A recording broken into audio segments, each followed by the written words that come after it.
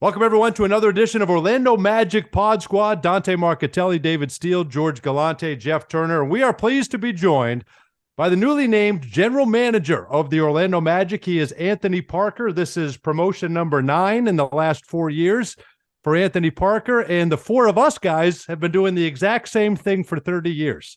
So that's pretty impressive. The meteoric rise of Anthony Parker. I love it. Congrats, AP. I appreciate it. Thank you so much. Excited to be here with you guys today. So you're back at the time of this taping, you're in Cleveland, where you spent the last 3 years of your NBA career, 9 NBA seasons, 6 overseas, and of course here with the Magic during that Heart and Hustle season, 99-2000. What's some of your favorite things to do in Cleveland? You're back there. What do you get to do now? Well, listen, Cleveland is a lot of people think it's a bad city, but it's really, really nice. I lived on the east side.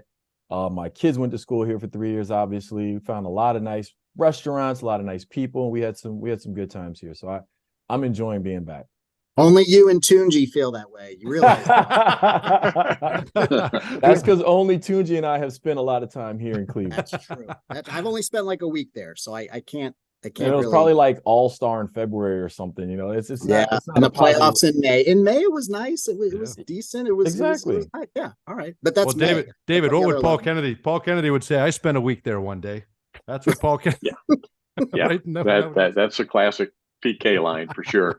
Now, Cleveland, you're right. There's there's a great men's clothing store downtown, and we found several good places. Uncle Albert's. Yeah. We found some great restaurants down there. So not bad, AP. If the weather cooperates, If the weather is nice, but I will say that if that's the first, a men's clothing store is the first thing you say about a city, it might not be. But listen, there are some great restaurants, great places. I really was surprised and enjoyed my time here in Cleveland. Well, AP, we just want to. Well, go ahead, JT. David and I spent a day many years ago at the Rock and Roll Hall of Fame as well. That's something. There you go. There you go. But first, the clothing store. There's a nice video if you get a chance. Check it out. They did it. The Cleveland Tourism Department did a nice job. Hey, so you start with. I want to give you a lot of credit, AP. Congrats again on becoming the general manager here for the Orlando Magic. You started as a scout for 5 years, 12-17, and then you go to Lakeland, and you're running the show in Lakeland, now Osceola, for 4 years. The team wins a championship under your guidance and kind of worked your way up, assistant GM, and then this year GM. So congrats, and how does it feel to kind of have this title and to have worked so hard and to have earned the title of GM? Well, I'm excited about the opportunity, and really, when I became a scout, it was really just to stay around the game. I really wanted to continue to learn about the game and through a different lens, and continue to just be on the road. And I didn't know where it was going to go. And Jeff and John and Pete and everybody in our group has been amazing to me. We have a lot of people that have been GMs prior, and so they've been very helpful, and honestly, the role hasn't changed that much yet. But I'm sure if we talk in a month, I'll have some more updates for you. Well, when did you know, AP? You said you didn't know when you started this journey to where you are now. When did you have an idea? This is something that I can attain, and this is something I'd like to try to aspire to. Well, Jeff's first year here, when he announced that I'd be the GM for Lakeland at the time, that was probably the time when it started to shift for me. And I, anybody in a front office role, if you get to be the GM of the G League team, I think that's the biggest growth opportunity for you, because it is really kind of your baby. And yes, Jeff is still, you have to check in, and you have to, but all of the small decisions, and it's such a small staff, and you have to wear so many hats, and you just get to grow so much professionally, personally. And so that was the time for me where I was like, you know what? I kind of get it now. I got the bug, I got the itch, and this is a track that I think I want to see where it goes. AP, when you were a player 9 years in the NBA, I think you played overseas in 6 years. So you had a long professional playing career. I'm wondering how your future career tracked back then. What did you imagine yourself doing, or were you like a lot of players and didn't really give it a lot of thought until it became pretty evident that your career playing days were about to end? Well, one thing the NBA does a really good job of trying to do is getting players to think about what they want to do after they're done playing. And unfortunately, as a player, you're thinking of your next contract. You're not thinking of anything beyond that. Like that consumes you. Not necessarily thinking of your next contract, but you're just pursuing your basketball career. You're trying to become the best basketball player you can be. And, you might take some classes and things like that. So after the Heart and Hustle year, which, Dante mentioned earlier, I was a part of very briefly. I was waived. I was waived in January. But you were there. You were there. So I don't think I was part of the Heart and Hustle team. But I did wear the jersey. You were part of the John Gabriel purge of players. Yes. Yes. Actually played more games in Quad City that year, but that's okay. Exactly. I was Quad City Thunder. But no, so when I got waived from that team and I ended up overseas, you kind of realize, hey, you don't know how long this thing's going to last, and you are relatively young, and you do need to figure out kind of what this means. And when I was fortunate enough to get another shot at coming back to the NBA, that was something right away that I was like, okay, let me get to the bottom of this. And there's the coaching track for me. It was possibly the broadcasting track, and then front office. And unfortunately, I didn't want to be on the court rebounding and passing to the same guy all year. So that was my thing. But I also had a couple friends that were scouts and in the front office, and it just was something that appealed to me a lot more. And so that was what I pursued. And fortunately, it worked out, because there's no guarantee. It's a tough business to get. It's tough space to get into. There's limited amounts of jobs. And I was just very fortunate to be at the right place at the right time. AP, it's interesting. You said something earlier about, at the beginning, you just kind of wanted to stay around the game. I think for former players, that you reach a spot, and I've told people all the time. People say, "What do you miss?" And I always tell them, I miss the locker room. I miss the camaraderie. I miss being around the team. Are you amazed? You mentioned a couple. Yeah, it's hard to get your foot in the door, but there are so many more opportunities, I feel like, for former players now, whether the league is, really encouraging it, whether it be in coaching, whether it be front office work, scouting, in the broadcast booth. For me, I don't remember there being that many more opportunities that there are now. Yeah, there's a ton of opportunities, and there's a lot of ways while you're still playing to kind of dip your toe in the water and see if it's something you'd like to do. I remember I did the Sports Broadcaster U up in Syracuse for one season, and really came out of there getting a good feel for what it's about and if it's something that appeals to you. And so those opportunities players do have. But it is tough, in the off season, you're worried about working on your game. And during the season, it's tough to focus on much else. And so I always encourage players to kind of just start thinking of those things. And as you're playing, letting people know that's what you want to do, because after you're done playing, it's a lot harder to get people to call you back. Then you realize you're stuck next to Dante, and that's you get out of the sports broadcaster track. Got to sit next to Mark and Kelly the whole time. You already have more training than George, AP, with your broadcaster. Which is pretty impressive. AP, you mentioned we mentioned overseas, right? And I know you don't shy away from it. You really enjoyed your time overseas, and two things. I know your heart breaks like the rest of ours. You spent 5 or 6 years overseas in Israel, right, playing in Tel Aviv, about 40 miles from Gaza, where everything's happening right now. So I know you have thoughts on that, and I'm sure your heart breaks there. But I know you're very appreciative and fond of the time you spent in Israel and in that Israeli Premier League. Yeah, Israel became a part of me and a part of my story. Both of my kids went to school over there. My last one was born there. And, my heart is just with the people in Israel right now at this time. I've been over there during a couple of the skirmishes and outbreaks and stuff like this, but nothing like this. And so I know, I can imagine what they're going through. I've been in touch with a couple of former teammates and friends, and, it's just a really sad situation. You just hope it gets resolved as quick as possible. JT, you played overseas too. I know for you guys, it's just there's some great talent. There's some great talent that never makes it over to the NBA. There's great guys that you played against, AP, that that never made it to the NBA, and then it's been a launching pad for a lot of guys to go kind of. What did you get to hone on, and then come back and ultimately spend another 6 years in the NBA? Yeah, apologies. I didn't answer your first question, so way to double back. See, that's the skills that I didn't have as a sports broadcaster, Dante, and that's why I had to be on this track. But no, I'm famous for asking 4 questions at once, so I apologize. That's something they teach you not to do.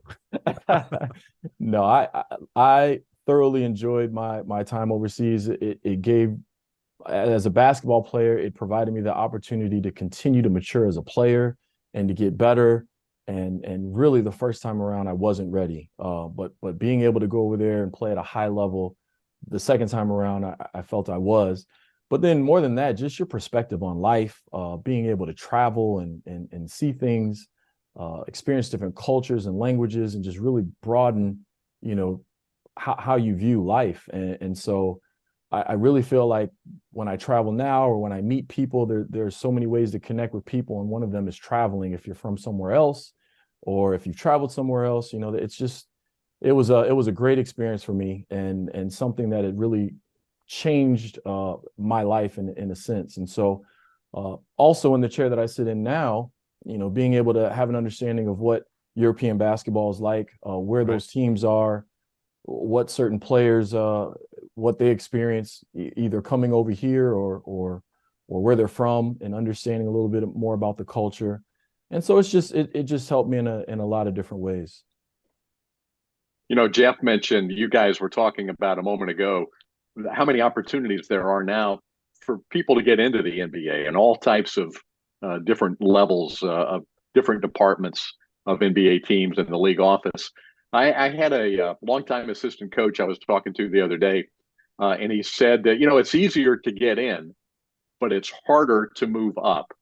And I thought about that. I think there's a lot of truth to that. So what was the key for you? I mean, obviously you've made tremendous strides up that ladder from 2012 when you joined the Magic. So what was the key for you in moving up? Yeah, so I will not sit here and say that I did anything better than anybody else, or that anything about me sets me apart. I think really Jeff has been unbelievable to me from day one, giving me the opportunity to grow. Our group has been unbelievable. Jeff and John, they've promoted from within. When we've lost people, or not lost people, but people have moved on to bigger and better situations, they've promoted from within. And so really the credit goes to Jeff and John and the way they've kind of run our group since taking over. And so just fortunate again to be in the right place at the right time, and just try to learn around people that have done it for a long time. AP, I think it would do people a lot of good, us included, all of us in the travel party, NBA players, to spend a couple of weeks traveling like the G League players do, right? Could that only help but give everybody an appreciation for this league? I think about Jeff having to catch the first flight out, right, in your playing days, and flying commercial. And I just feel like all of that could only help, right? I think guys, you saw it firsthand, right? It's got to give all those guys a true appreciation when they do make it. Well, a lot of guys talk about how much they want it, right? People talk about how much they want it, both as coaches, as management, as players. And you come out of the G League knowing, okay, if this is what's required, do you still want it? Do you still want it? And to me, I loved it. I loved it. It reminded me a little bit of overseas. You have to grind, and you eat together, you travel in a different way. Like, it just really creates a bond in the group. And so that was one of the best things about Lakeland, is just forming those bonds with staff members and players, and watching them go on and play in different leagues and get married and have children and have those discussions in the process. And so it was special. You got to wear a lot of different hats. You've got to get over yourself and grow professionally and personally. And so I enjoyed it. But yes, if everyone had to do that, I'm sure there might be a little less competition for some of these. We say it all the time, though. Dante and I said it. We've actually said it multiple times. Like, if anybody's ever complaining around the staff, or they should have to go down to the G League for a few days, for a couple of days, and then they'll have a greater appreciation for what they have coming back. and we get to like determine what trips they go on. Okay, so every trip isn't the same. Yeah, we get to, hey, you got to go to this place, and that place is part of your You don't want to say which places those are? Don't want to say which places. No, don't want to say which places. Falls. You don't want to say. I don't. Yeah, right. Does it rhyme with Miri? Miri. It's with Miri. I can imagine. Well, how about this team now, AP? Fast forward, you've come through training camp. You had your first preseason game last night. You know, we watched from afar and sitting up on the perch. Very competitive training camp. I think you look and say, wow, Jalen Suggs was phenomenal. How good is it to see Jonathan Isaac running around out there again, right? It looks like you got depth, you got health as we knock on wood. Just what are some of your takeaways from training camp? Well, it started in the off season, and you guys have been around. Our gym was pretty full, you know, all summer. These guys from the very beginning wanted to put in the work. They saw what they could become as a group towards the end of last year as we got healthy and started to make our run. And, you know, Coach Mosley and his staff have been preaching, all right, you know, this is what we say we want to be about, but we got to do the work. You know, you hear Coach Mosley talk about that a lot of time. We got to put in the work. We got to do the work, detail your work, level up, all of those things. And so the guys have really bought into it and really put the time in. And we're just hoping that we can stay healthy and that we can kind of see what we have. But, you know, even last night, you saw our depth, you saw some of the growth in some of our guys' games and confidence, all of those things, and they competed from the beginning to the end. And I think that's really the thing that you're trying to instill into a young group. Winning is so hard in this league. It's so hard. And so this is what's required. There's a level of consistency. There's a level of effort and all of those things that go into giving yourself a chance to win against good teams in this league. AP, talk about you mentioned Coach Mosley a little bit, and you know I think it gets lost sometimes. You know, we've got a young coach, you know, that's young in his head coaching career. Talk about, you know, just tell us a little bit your observations of him, the growth. You know, we're very big fans of Coach Mosley. He gives us great access. He's very transparent with us. But watching from the side, it's just his leadership and the way he conducts himself on the floor and with the players, those relationships. He really is a special human being, isn't he? He is, and you can't talk about Coach Mosley until you talk about his ability to connect with our players and with our staff. If you sit in a practice, you see it as soon as he comes into the gym, as soon as players are around him. And when I say Coach Mosley, he represents his entire staff as well. You see guys go up to coaches and put their arms around them and just talk, and our group is just so bought in. And I've just heard from a number of people that are seeing our group for the first time. We've had visitors come in and watch practice, and they just talk about how connected everyone is and how rare it is to see that at this level, especially with a young group. And so, number one, it's Coach Mosley's ability to get players to connect with him and to buy into the message. And you guys have seen this year that, you know, Coach Mosley has stopped practice repeatedly and let guys know that this is a new year. And this is how we say we want to get to a certain place. This is how we're going to do it. And so we're actually leveling up this year. And what we used to do the last year and the year before is no longer going to be tolerated. And so you see that in Coach Mosley and his staff. And I think the good thing and where those relationships and those connections come out is players respond to it in a positive way, because they're like, yes, this is what we talk about. And so, all right, we'll get on the line and run, because that's not how we're going to get to where we're going to go, where we want to go. Did you just jumping in there? I was thinking back through my history as a player. I didn't have many coaches like Jamal Mosley. How many did you have, AP? I was fortunate to have a couple, and it really makes all the difference in the world. It really does. When you want to run through a wall for your coach, you can take instruction, you can take criticism, all in a different way. And as a team, you know, you have to be able to do that. You have to be able to. It's got to be something bigger than you. And so, Coach Mosley and his staff have done an unbelievable job and continue to do an unbelievable job of getting our team to buy in, to getting them to go in the same direction and holding them accountable and them responding to it. We have a lot of players that have been around now for a couple of years. So they've been together with the coaching staff. And we've talked about this. Coach Mosley spent a couple of years really developing, nurturing, fostering those relationships and connecting with the players.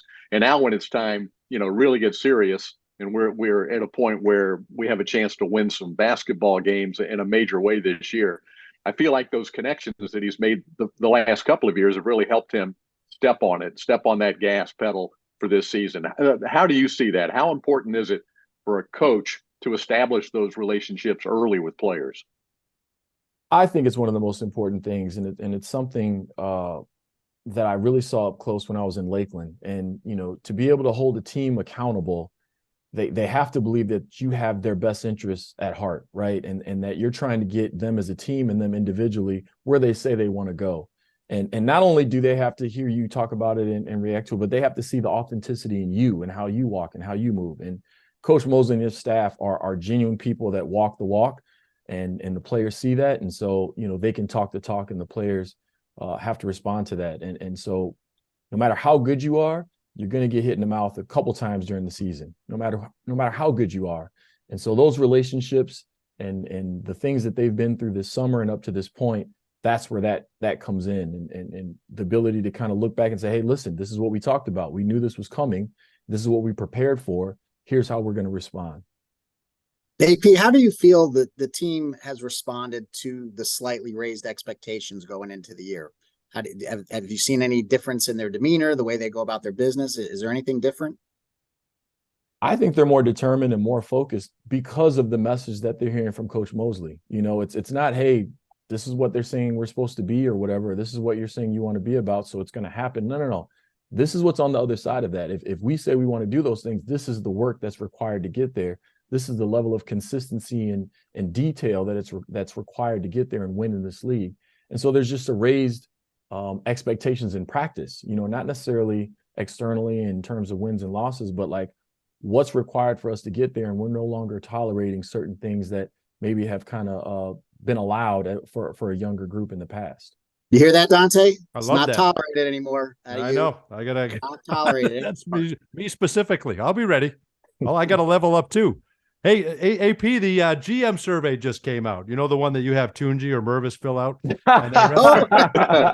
I don't have John Hammond status yet. I gotta work to get there. So you had to do that one. AP put in a lot of work on that survey. I just I like it. Well, I kid. I'm serious. Very serious. Now I will say that is not all me. I leaned on our group, and our group, this is not me just making these decisions. So I needed the entire group to help me with that. But I think Dante, you took it seriously though, because I filled out that survey in the past, just so just to be clear for everybody. Well, I can tell you, George, this year's probably our survey was probably a lot less accurate for that reason. So maybe we should go back to you filling it out. Well, that is true. Next year, George does have an eye for talent. I'll give him that. So if you look at the GM survey, the Magic are well represented, AP, and I know it must make you proud, but some of the categories: breakout season, Franz Wagner was third, Paolo Banchero was fourth, best young core, this Magic team was third.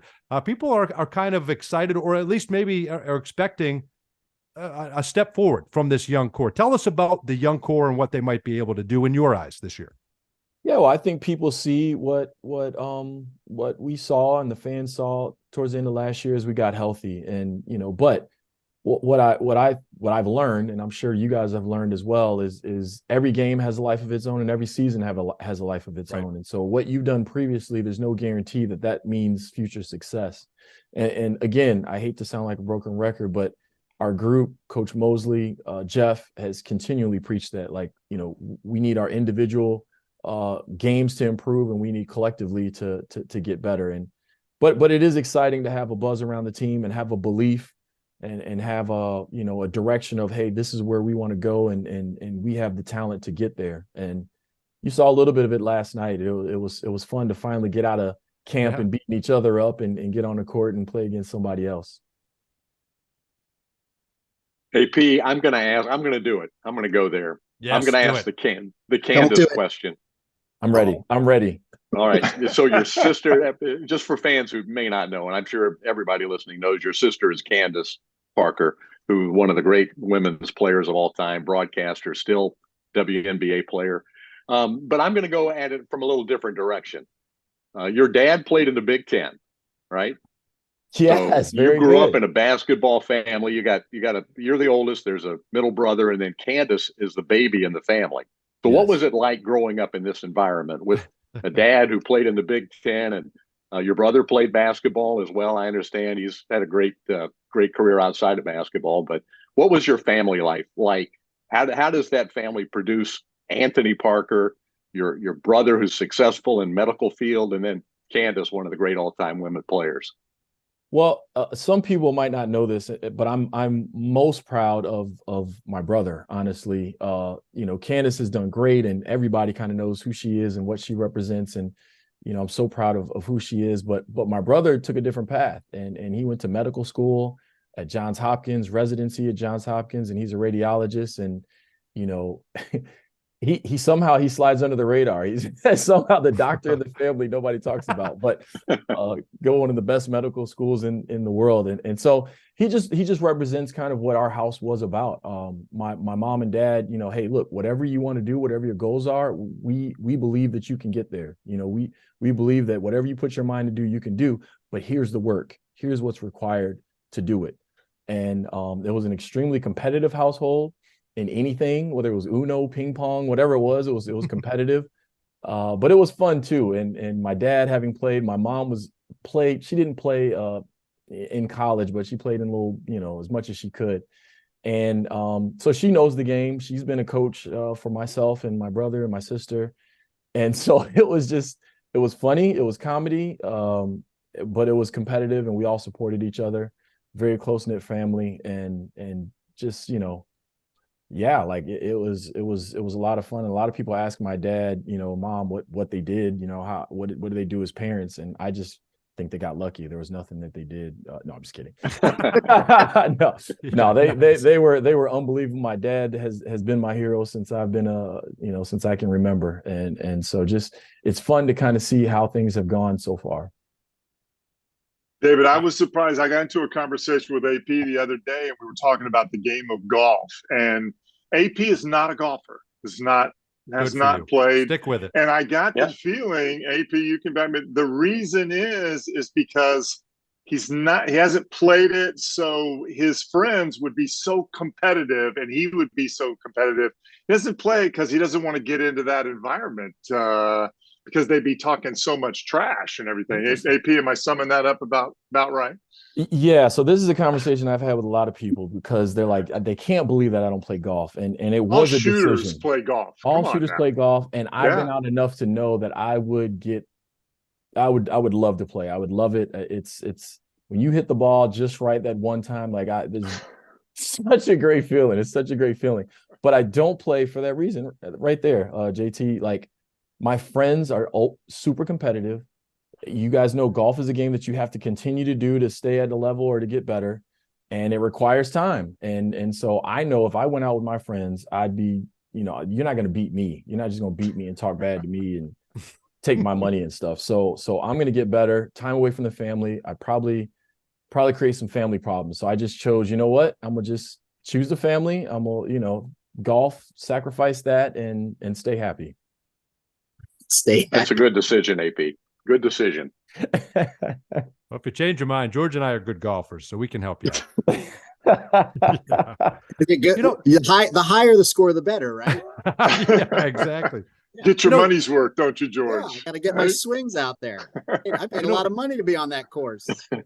David mentioned Candace, and it's unfortunate she got hurt this year because she's on Las Vegas, and they're in the WNBA Finals, Game 2 tonight. Best of 5. They're up 1-0.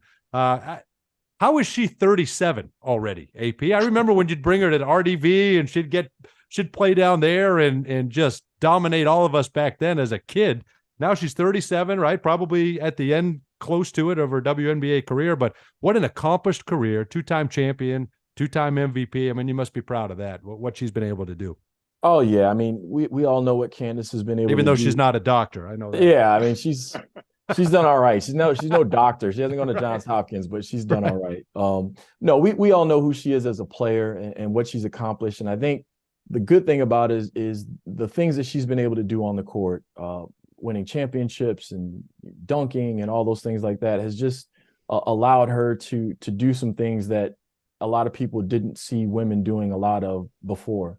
And so that's the thing that I'm most proud of with Candace, is she's used the platform that she's been given to have a positive impact on people, and especially girls growing up around the country and around the world, and that, hey, listen, you can sit at this table, you can be in these rooms, you can accomplish these things, and here I'm going to do it so that you can see it, and really, you know, allow people to come behind her and accomplish more. And that's really what she wants. But she's incredible. Like, I can't believe she's 37, because I still see her as my little baby sister, Right. and always will for some reason. And you know, you talked about David. People might not know she's my sister. I'm introduced usually as Candace Parker's brother, so I think most people might not know my name, but when they see me, they know she's my sister. That's how I'm recognized mostly. So I appreciate that. That's great. Well, I think it's a great story. You know what's interesting? Anybody that spent any time with AP, especially if you have dinner, he comes up with these questions that get you thinking, right? So Yep. is that what's the impetus for that? Was that when you're trying to get a feel for a guy during your scouting days, or you come up with these brain teasers? And I feel like you're documenting the answers because you're able to quickly tell what kind of person we are. No. What's some of the answers? He's got a notebook next to his bed. I do have a list of questions. I am not. I think it's great.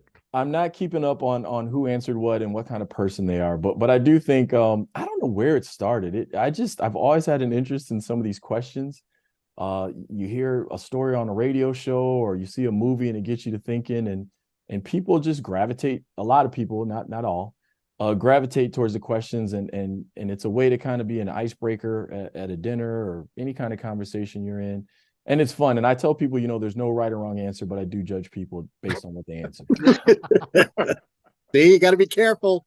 I knew it. How hard is training camp, AP? I know as a veteran, you got some veteran guys. You got a guy like Joe Ingles, who I think is a great addition, by the way. It was pretty interesting in training camp. Coach Mosley said you can pick one guy. If he makes a three, you don't have to run. And everybody unanimously looked at Joe. And he stepped out into the corner, nailed a three, and they didn't have to run. So you add him, but you've got veterans that are there. You've got young guys. I think everybody wants to play games. How tough is it to kind of get through training camp and really the preseason, ultimately getting towards opening night? Yeah, training camp is tough, man. It's you're especially as a young player, you know, you kind of don't know what to expect, or there's a lot of things coming at you, and you're trying to find your way, and things are moving so fast. It's almost a little bit like summer league, right? It's played at a higher speed than a regular season game. And so it is difficult. And, you know, a lot of the practices, and you got to take care of your body, all of those things. And having a veteran like Joe is great, because, you know, I've been here long enough to know how hard it is to find that profile of a player, the player that commands the respect of the team when he talks, that he can pull people aside and they're going to listen, but also can still step on the court and do it at a high level. And you talk about the stories of everybody, you know, choosing Joe to step out there and hit that shot so they don't have to keep running.